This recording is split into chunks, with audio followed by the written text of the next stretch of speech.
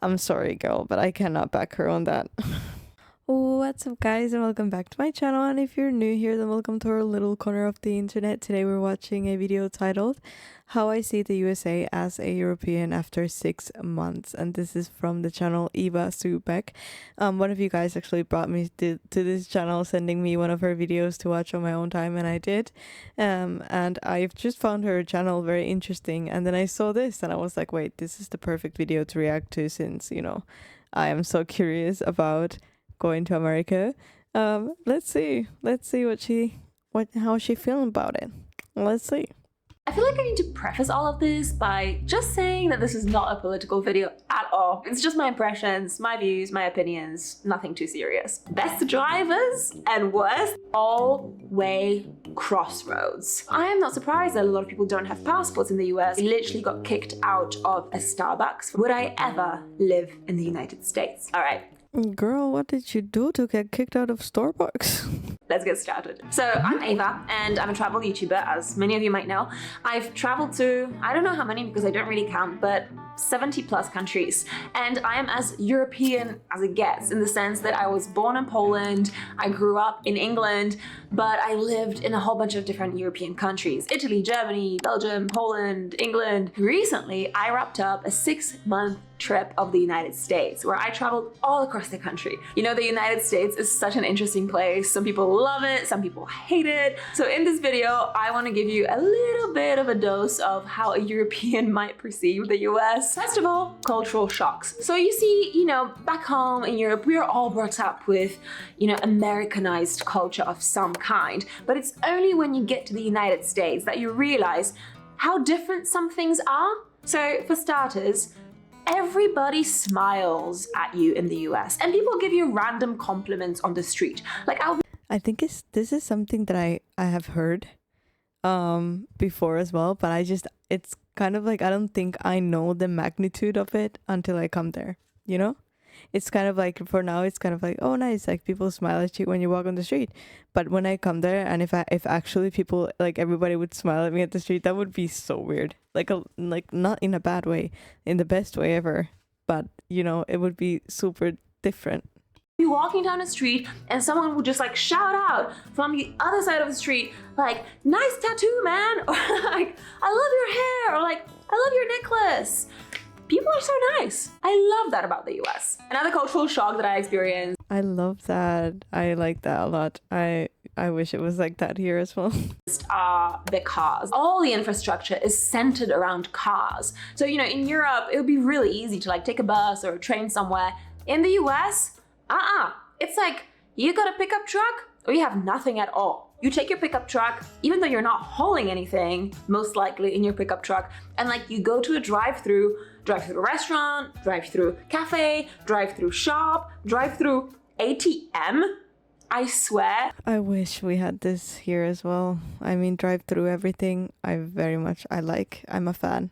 There's probably not a single drive-through ATM in all of Europe. The point is, it is a very car-centric culture. So without a car, it's kind of hard to get around, which is a major inconvenience if you don't drive. Also, I feel like in some of the places that I've been to in the United States, the concept of a pedestrian doesn't really exist because there's like no sidewalks, pavements. I don't know what you call them in the States. Pavements or sidewalks? I'm not sure what they are. Anyway, wait, that is so weird. I've never thought of that. I mean, there is kind of like a sidewalk right there, right? You can walk on the side there, but like not a real sidewalk.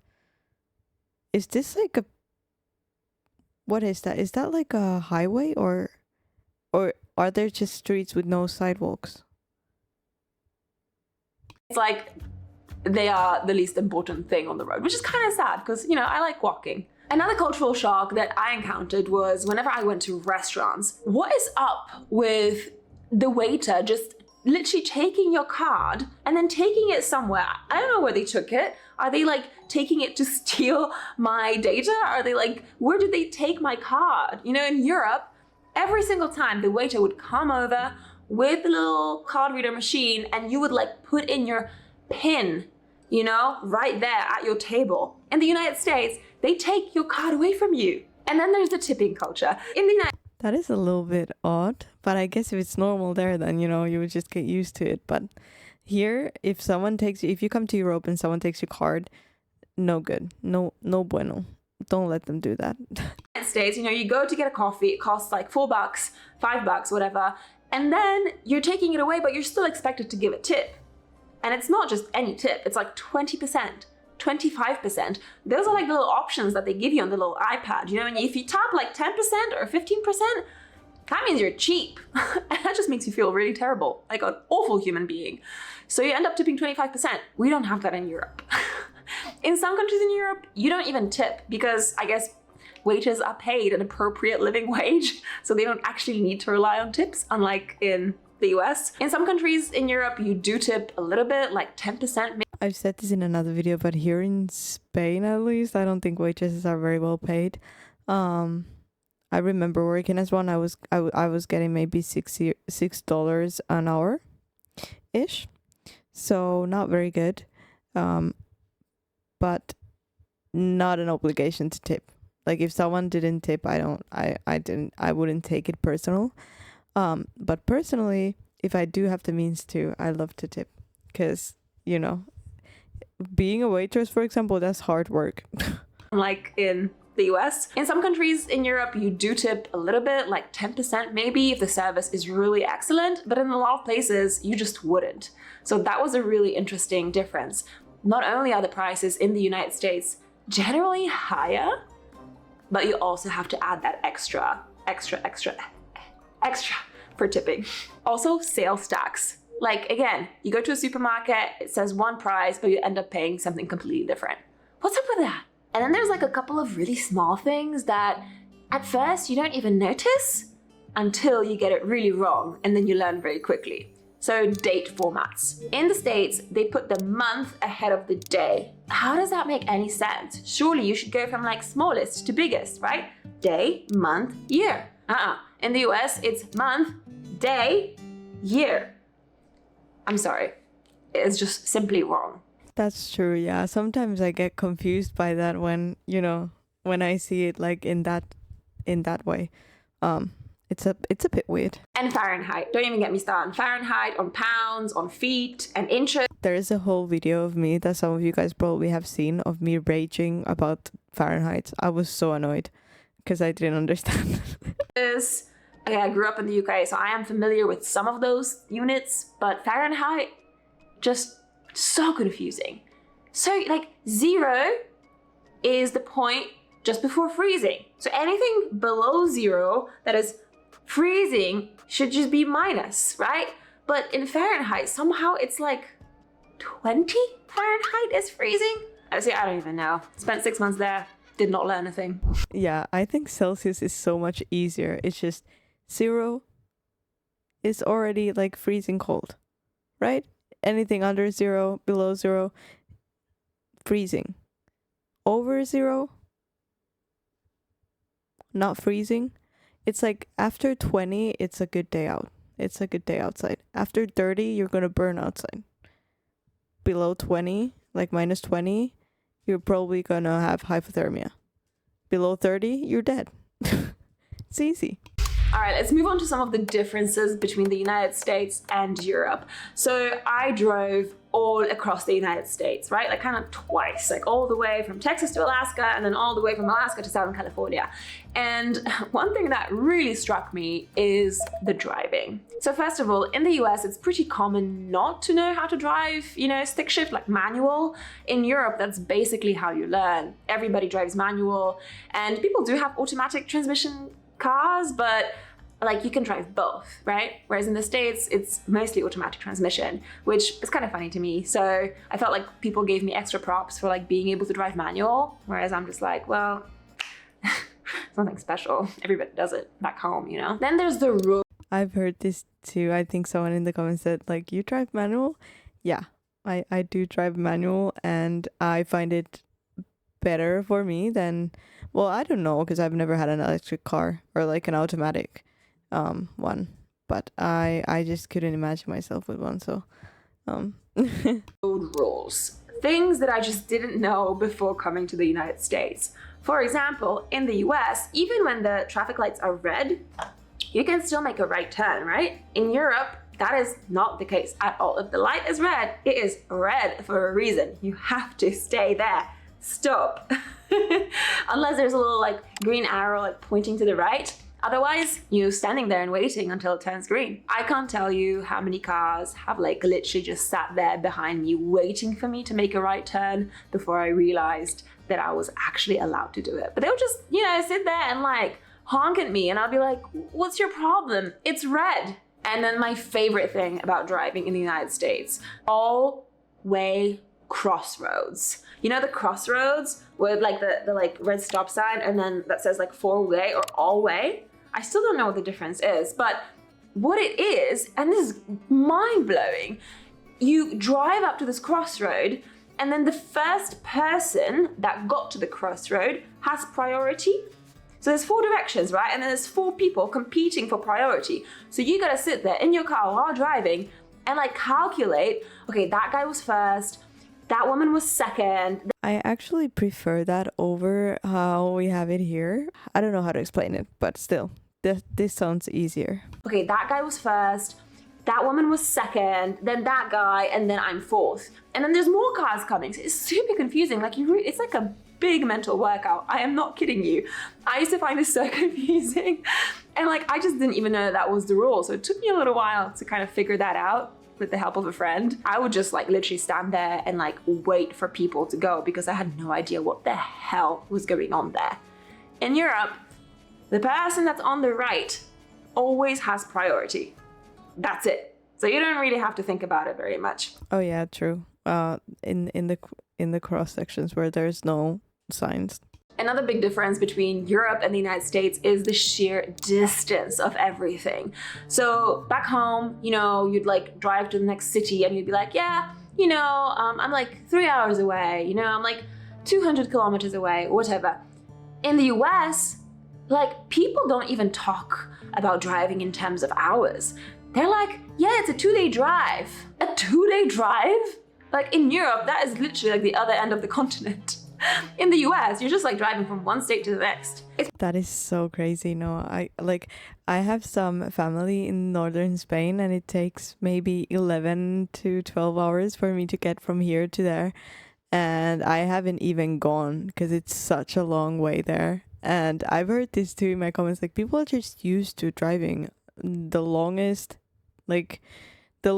times. It's crazy. Pretty radical. And also Texas is huge. It's like never ending. Texas never ends. Never. My leg is asleep. Moving on to some of the expectations versus reality. Oh yes, hello little boy. So naturally, before coming to the US, before doing this massive road trips, I had some expectations built up about the United States. Now, mind you, this wasn't my first time in the US. I had already been to like San Francisco, LA, New York City, Miami, but this is the first time that I actually drove across the country rather than just staying in cities. So yeah. Wow, it looks so gorgeous. I definitely came with some expectations. So let's see how they matched up to the actual reality. Okay, first of all, I really thought that I would see guns absolutely everywhere. Honestly, like to be completely honest with you, I expected that every Walmart would sell guns. That was literally the idea that I had in my head, that every single Walmart in the United States had a gun section. That's kind of what I think too at the moment. That is not true. Well, there's all kinds of sections here at this Walmart beyond the groceries. There's one thing that I do not see is guns. Look at how massive that Walmart is. It just looks never ending when you look like behind her. It took me like 5 Walmarts before I actually got to the one that did have a gun section, which was really interesting. Like in Europe, you just do not see guns ever. But in the US, they are relatively common. You do see in some states, obviously like states that are like open carry states, you see people with actual guns like right here, which is interesting because that was an experience I never had before. But I definitely expected to see more guns than I did in reality. Now, this is not a video about gun problems and gun laws and things like that.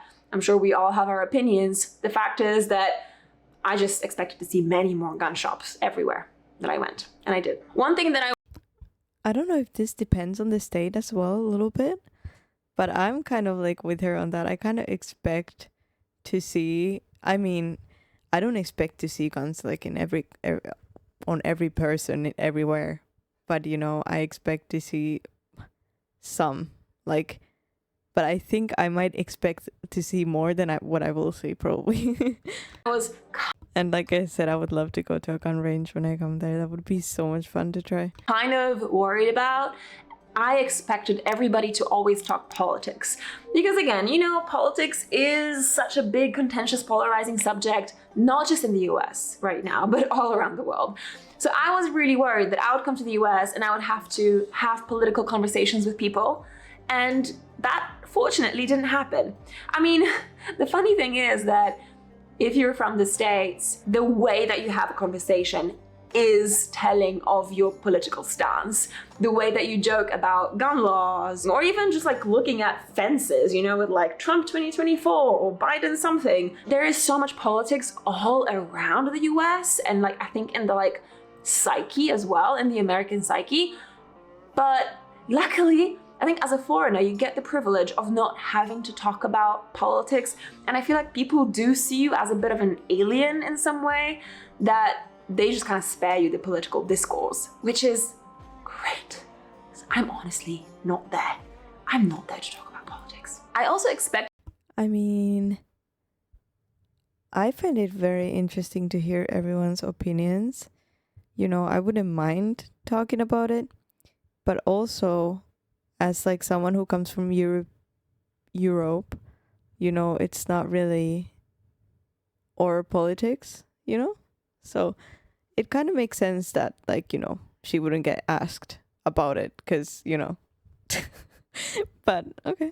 all the food in the States to be absolute and utter trash, garbage. There's so many of... What? I think the food is the one thing that I'm like waiting for the most. I'm so excited to eat there. these words that now just trip me up. Garbage is American, trash is British. Is it? Yes, I think it is. Okay, so I expected all food in the States to be trash. It wasn't. It wasn't all bad. Maybe that's because I have been following mostly a vegan diet, so I have been avoiding a lot of the like super processed stuff. But the fact of the matter is that trash food is very, very, very cheap and very widely spread. But in the US, you can also get some of the best food in the world. It's just that it costs a little bit extra. Whole Foods, I love you. I love you. The reality is, what's up? What's I've never been to a Whole Foods, but I think I would love it. up? Intruders? The reality is that the US has the best and the worst food in the world. It's just that the best food comes at a very high price point. I feel like back home, more people have more access to better quality food for like much lower prices. All right, That's interesting. let's move on to some of my favorites, some of my least favorites, some of my frustrations, some of my struggles. Best drivers and worst drivers in the United States. My favorite places in the US, Montana, Wyoming, and then Central Nevada. Not Las Vegas, never been there. Like That looks beautiful. the deserts of Nevada. There's so much nature, so much space, so much beauty. Least favorite place in the United States, Yellowstone National Park. Granted, I went there like at the height of the tourist season, but man, that place is basically just a massive glorified parking lot. It is like nature completely Disneyfied.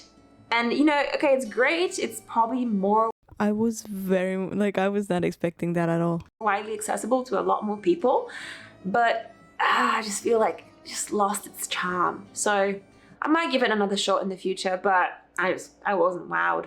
Best drivers in the United States, Washington and Oregon. By and large, very polite. Worst drivers, Nevada and Montana. Oh my God. And I'm sorry to say, but if you own a Ram pickup truck, you are very much in that category.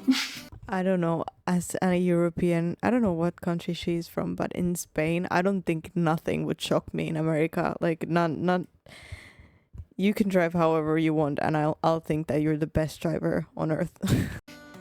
I can't tell you how many pickup trucks have like passed me while like you're honking and showing me obscene gestures for not going faster. It's like, man, my car is like 17-year-old 3.5 That's just rude. ton expedition rig. I cannot go faster than 60 miles per hour. Physically impossible. You know, have some respect. Yeah, ram pickup drivers. Not my favorite type. Here's a few things that I found frustrating and nice surprises in the US. So, you know, I walk barefoot a lot of the time, and I literally got kicked out of a Starbucks for being barefoot. And there's plenty of restaurants and cafes and shops that have like that really obnoxious no shirt, no shoes, no service sign on the front door. Man, I'm so sorry, but I was not expecting that. You got kicked out of Starbucks for walking barefoot inside the restaurant. Is that what she just said? Or am I confused? a lot of the time, and I literally and nice surprises in the US. So, you know, I walk barefoot a lot of the time, and I literally got kicked out of a Starbucks for being barefoot. And I absolutely love the fact that she walks barefoot a lot of the times. I would love to do that. I should do that in nature sometimes, you know, just to feel the earth below me, because, you know, it's good for grounding. But I don't know if I agree with walking into establishment barefoot. I'm sorry, girl, but I cannot back her on that. Because, you know, there's people eating. Why? I don't know how I feel about that, but I was not expecting that. there's plenty of restaurants and cafes and shops that have like that really obnoxious no shirt, no shoes, no service sign on the front door. Man, it's like, yeah, like I'm not hurting anyone by being barefoot. So that was a bit annoying. And then a lot of places don't allow dogs, which is also a little bit sad because this little munchkin over here, come here, come say hello. This little munchkin over here would like to go to your cafe, and he's a very good boy. She seems like the nicest person ever. I would love to be her friend. Like, she seems like just a great person. But let's not make walking barefoot in restaurants a thing, please.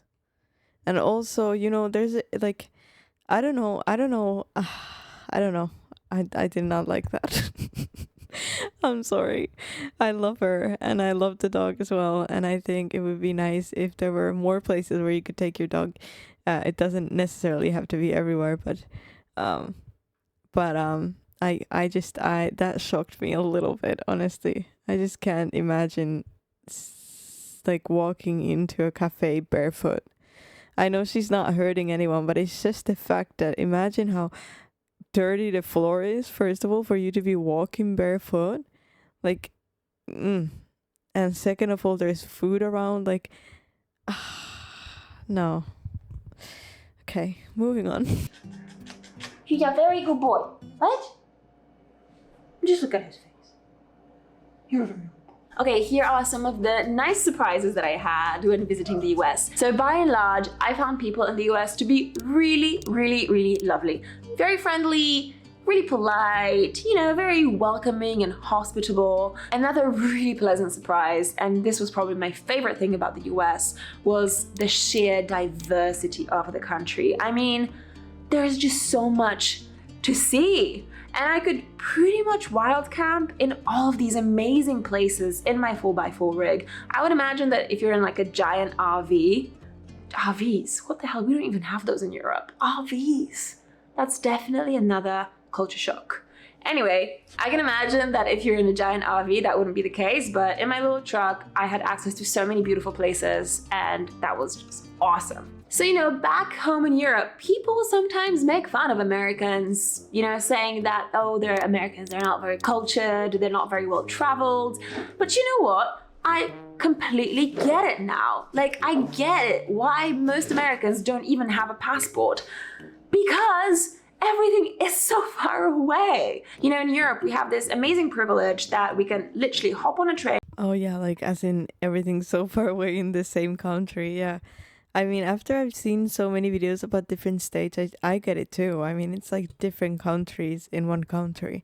So it's kind of like, you know, I would call myself well traveled if I traveled around Europe. But America is so big that even if you travel around America, you're already well traveled basically, because it's just it's different everywhere. And I'll hop in the car, and within a few hours, we are in a completely different country with a separate language, a different culture. It is just so diverse, and everything is really close together back home. But in the US, everything is so far. Even getting to the next state is a trek and a half. So I am not surprised that a lot of people don't have passports in the US, or that they haven't traveled abroad, or that they don't know other languages, because in order to do these things, you have to be quite privileged financially, which back home in Europe is a very different kind of dynamic. So do I have any regrets? Yes, a couple. First of all, I really wish that I could have stayed longer, but my visa only ran for 6 months, so that's how much time I had, and I just really hope that one day I get to come back and see more of it. Hopefully someday soon. Another regret that I have is not having really engaged with different communities across the United States. So next time I come, I'd love to get more perspectives on what it's actually like to live in the US today. You know, people from all kinds of different backgrounds and ethnicities and cultures and communities. So I really hope that I get to do that next time. So a few closing thoughts. I noticed that throughout my time in the United States, my accent started changing, and it went from this like Britishy accent to something more like hybrid American. I'm not sure if I loved that about myself. So I'm just kind of like easing back into my... That is kind of, I'm pretty sure that is what's gonna happen to me, since I learned English from like YouTube, and it's still very kind of flexible. And I'm pretty sure that if I talk with people with a certain accent for a long time, I'm gonna kind of pick up that accent too. But I guess that's more easy for me, or easy. It's gonna happen way easier to me, since, you know, English is not my first language. But yeah, I wonder what I will sound like in like 2 years. Who knows? my normal way of speaking that is like not influenced by, you know, my context. So yeah, on to the big final question, the most important of them all. Would I live there? I don't know what the handshaking was all for, just to build extra tension. Anyway, would I live in the United States, given everything I have come to learn about this country, given all the places that I've seen? And the answer is very simple. Yes, 1000% I would live in the United States. To me, the United States is the most beautiful country in the world. It really is. I just love it so much. I completely fell in love. So if you're American and you're single, email marriage@evazubeck.com to send me offers of marriage so that I can move there permanently and build a house in Montana or Wyoming or Nevada. Just kidding, that email address does not exist. So those are some of my impressions. She scared me for a second. Of the United States. It is really hard to condense 6 months of life experience into this short video, but if you found any of this surprising or funny, I'd love to hear from you. And if you feel like I should give the United States another chance sooner rather than later, make sure you leave a comment below. marriage@evazubeck.com.